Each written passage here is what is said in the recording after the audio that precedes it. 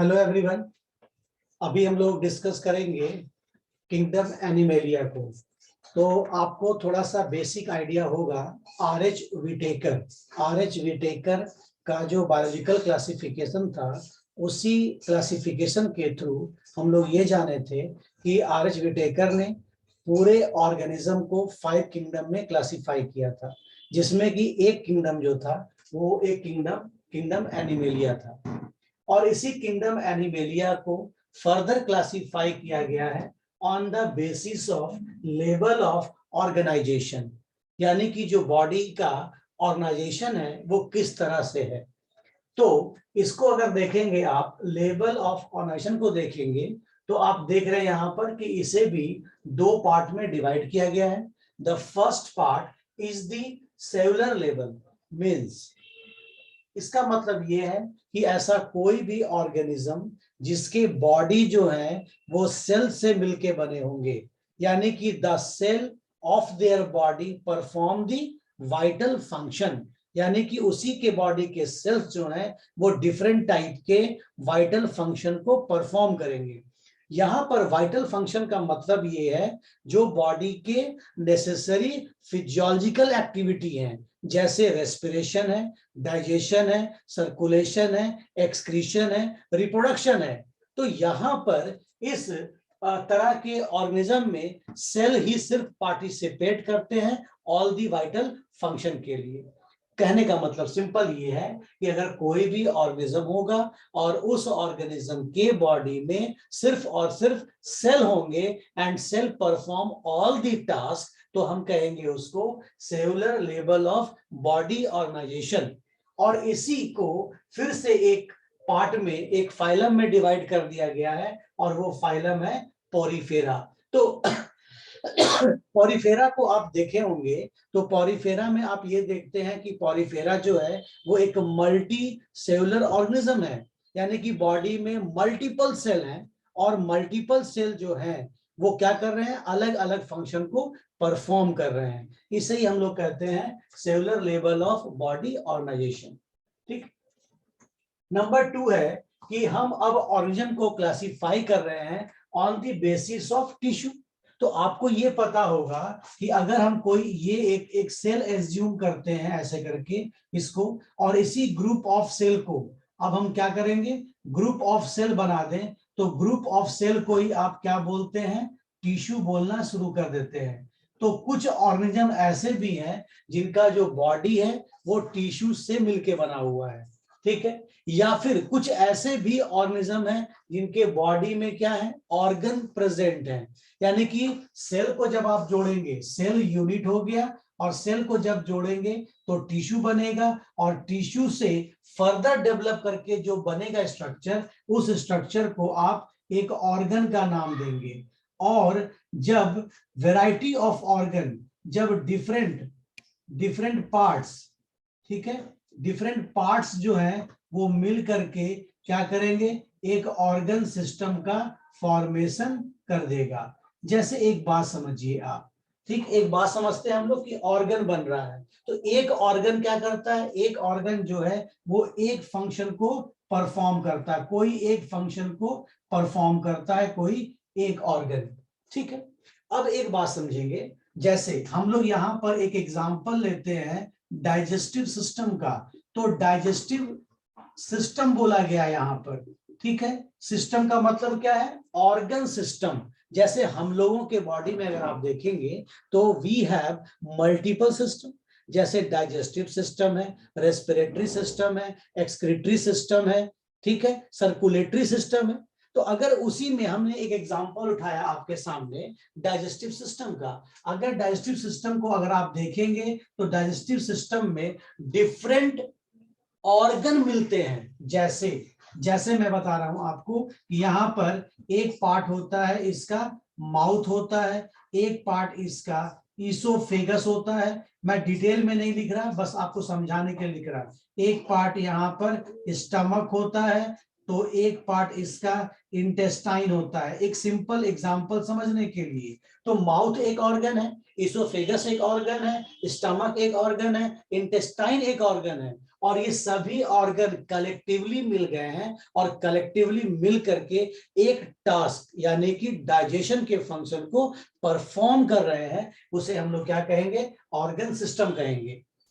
तो ऑर्गेनिज्म को हम लोग डिवाइड कर रहे हैं या क्लासिफाई कर रहे हैं on the basis of tissue grade, या on the basis of organ grade, या on the basis of organ system grade. और उसी ऑर्गेनिज्म को फिर हम फर्दर क्लासिफाई करेंगे on the basis of symmetry. ठीक है, सिमेट्री का मतलब क्या होता है? सिमेट्री का मतलब होता है कि किसी भी ऑर्गेनिज्म को अगर आप किसी प्लेन से कट करते हैं और वो ऑर्गेनिज्म 2 इक्वल हाफ में कट जाए तो हम कहते हैं कि द ऑर्गेनिज्म इज सिमेट्रिकल।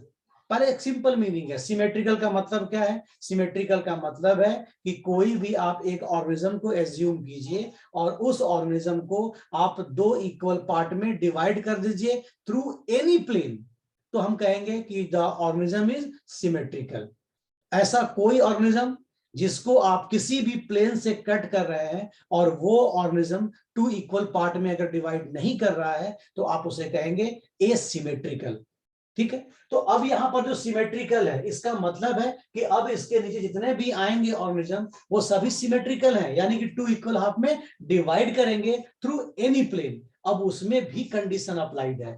ठीक है, जैसे यहां पर सिमेट्रिकल को भी हम क्लासिफाई कर रहे हैं on the basis of radial symmetry. ठीक है, रेडियल सिमेट्री का मतलब क्या है? रेडियल सिमेट्री का मतलब सिंपल ये है कि आप किसी भी प्लेन से कट करेंगे ऑर्गेनिज्म 2 इक्वल हाफ में कट जाए तो हम कह देंगे उसको रेडियल सिमेट्री। और इसी रेडियल सिमेट्री में 2 फाइलम इंक्लूड है आपका, एक है सेलेंट्रेटा जिसको आप निडेरिया भी कहते हैं और दूसरा है टीनोफोरा। ये दो आपके फाइलम इंक्लूड है। ठीक, सिमेट्री में सेकेंड पार्ट जो है वो क्या है? Bilateral symmetry. हम लोग जैसे एग्जांपल है, we are the example of bilateral symmetry. हम लोगों को सिर्फ एक प्लेन से किसी भी ऑर्गेनिज्म को अगर आप सिंगल प्लेन से कट कर रहे हैं और वो ऑर्गेनिज्म इक्वली राइट हाफ में और लेफ्ट हाफ में क्या हो रहा हो? डिवाइड हो रहा हो, तो आप उसे कहेंगे bilateral symmetry. Very very important, the plane is single plane. Through the single plane हम क्या कर रहे हैं? ऑर्गेनिज्म को 2 इक्वल हाफ यानी कि राइट हाफ और लेफ्ट हाफ इक्वली क्या हो रहा हो? वो डिवाइड हो रहा हो, तो कहेंगे उसे हम लोग बायलैटरल सिमेट्री कहेंगे। और इस बायलैटरल सिमेट्री को भी हम फिर फर्दर क्लासिफाई कर रहे हैं on the basis of the body cavity. So सबसे पहले हम एक बात को समझे कि what is the meaning of body cavity. तो आप एक चीज समझिएगा, सपोज करो कि जैसे हम लोगों का बॉडी है, अगर आप हम लोगों के बॉडी को लीजिए तो हम लोगों का जो बॉडी है वो लाइक अ पेन है, जो हम पेन लिखने के लिए इस्तेमाल करते हैं बिल्कुल वैसा ही है। ठीक है, जैसे आप देखते हैं पेन होता है, पेन का कवर होता है और पेन के अंदर एक रिफिल होता है, ठीक, जिसके अंदर इंक भरा होता है। तो आप ये समझिएगा कि सपोज कर लो ऐसे करके हम लोगों का ये एक बॉडी है, ये बॉडी है और उस बॉडी के अंदर इस तरह से हम लोगों का एलिमेंट्री कैनाल है या डाइजेस्टिव ट्रैक्ट है। ठीक, इसको हम लोग माउथ से लिख रहे हैं, यहाँ पर ये माउथ है और ये जो पार्ट है वो क्या है? एनस पार्ट है। ठीक है, तो अब देखो, और ये जो हम बाहर ये जो मेंशन कर रहे हैं आप लोगों के लिए, ये हम बता रहे हैं कि ये क्या है? तो ये बॉडी वॉल है, ये बॉडी वॉल है। तो आप एक बात समझिएगा यहाँ पर कि जो बॉडी प्लान है हम लोगों का, ये tube with in tube plan है। ट्यूब के अंदर ट्यूब है, tube with in tube plan है। ठीक, जैसे हम लोग का बॉडी, हम लोग का पूरा बॉडी है, उसके अंदर एलिमेंट्री कैनाल बीच में भरा हुआ है।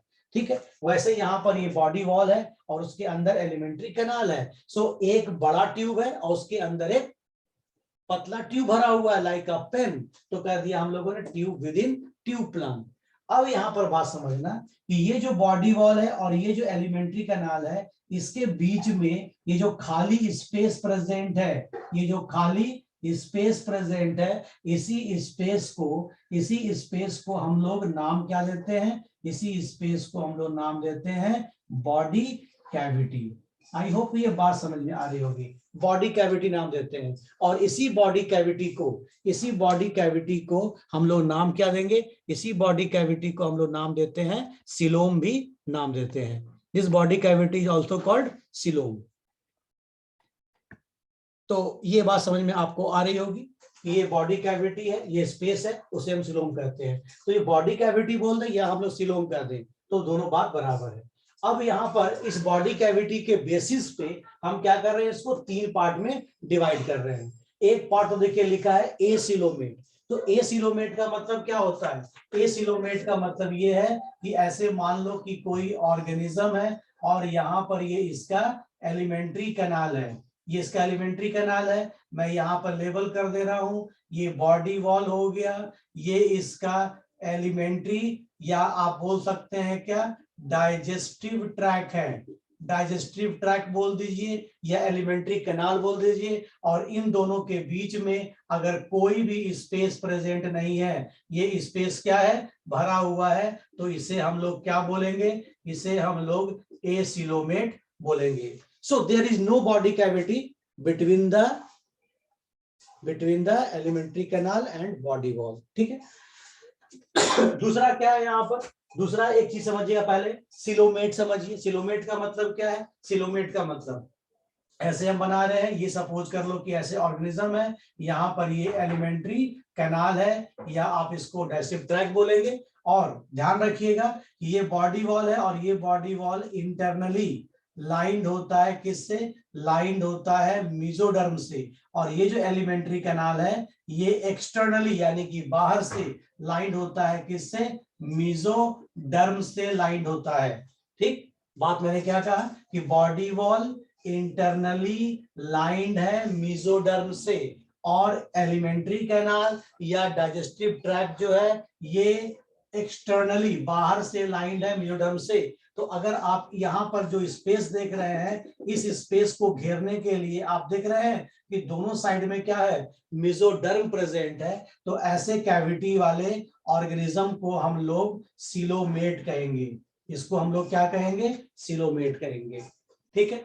अब थर्ड कंडीशन देखिए, यहाँ पर क्या है, सुडोसिलोमेट है। सुडोसिलोमेट का मतलब क्या होता है? सुडोसिलोमेट का मतलब होता है ये सिलोमेट हो गया, ये सिलोमेट हो गया, और हम लोग यहाँ पर बात करते हैं सुडोसिलोमेट की। तो सपोज करो ऐसे बॉडी वॉल है और यहाँ पर हमने बना दिया एलिमेंट्री कैनाल बना दिया, और यहाँ पर ध्यान दीजिएगा कि बॉडी वॉल, ठीक है, ये इंटरनली लाइंड है, किससे, मेसोडर्म से ये लाइंड है।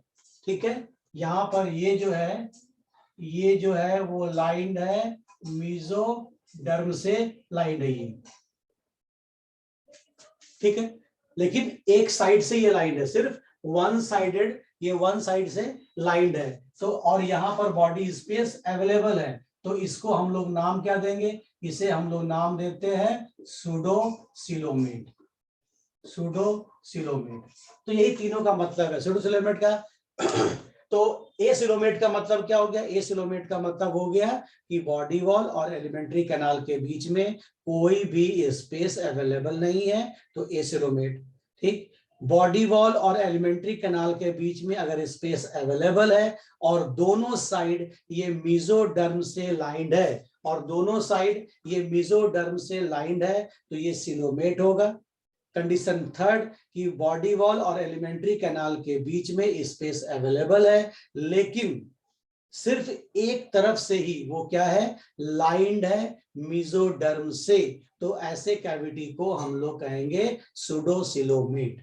ठीक है, तो आप देखिए यहाँ पर एसिलोमेट में एक फाइलम है प्लैटीहेल्मिन्थ है, सुडोसिलोमेट में एक फाइलम है उसका नाम है एस्केल्मिन्थ, और सिलोमेट में यहाँ पर एक फाइलम है, यहाँ पर एक फाइलम दिया गया है, एनिलिडा है, आर्थ्रोपोडा है, मोलस्का है और इकांड्रोमेटा है।